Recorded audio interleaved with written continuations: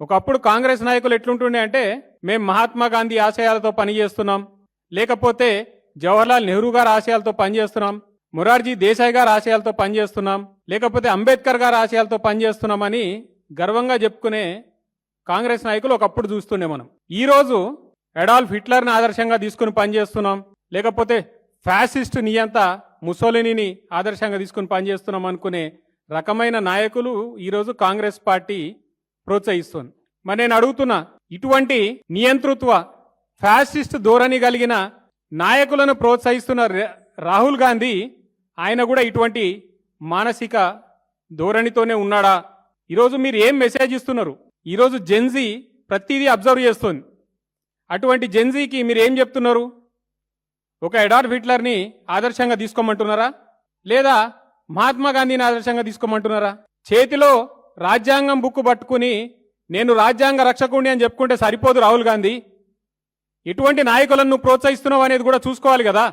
ప్రజల ప్రాణాలు పొట్టను పెట్టుకునే నరహంతకులు ఆదర్శంగా తీసుకునే వాళ్ళు నీకు నచ్చిన నాయకుల? అటువంటి వారిని ముఖ్యమంత్రులుగా ప్రొజెక్ట్ చేస్తున్నావా? మార్వెల్ ఎంటర్టైన్మెంట్ తీసిన captain America the first Avenger అనే మూవీలో ఆ కల్పిత హైడ్రా అనే సంస్థ ఉంటుంది.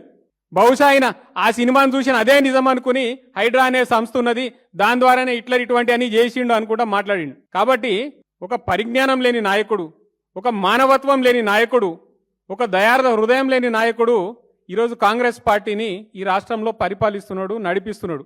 ఒక దిక్కు గతంలో కేసీఆర్ గారేమో ప్రాజెక్టులు కట్టినా అని గర్వంగా చెప్పుకుంటుండే, లేకపోతే గురుకులాలు కట్టినా అని గర్వంగా చెప్పుకుంటుండే, హాస్పిటల్ కట్టినా అని గర్వంగా చెప్పుకుంటుండే, మెడికల్ కాలేజీలు కట్టినా అని గర్వంగా చెప్పుకుంటుండే, కొత్త సెక్రటేరియట్లు కట్టినా అని గర్వంగా చెప్పుకుంటుండే. కానీ ఈ ముఖ్యమంత్రి ఏమో నేను ఎంత అద్భుతంగా కూలగొట్టినానో చూడండి అనుకుంటా తను గర్వంగా చెప్పుకునే పరిస్థితిలో ఉన్నాడు.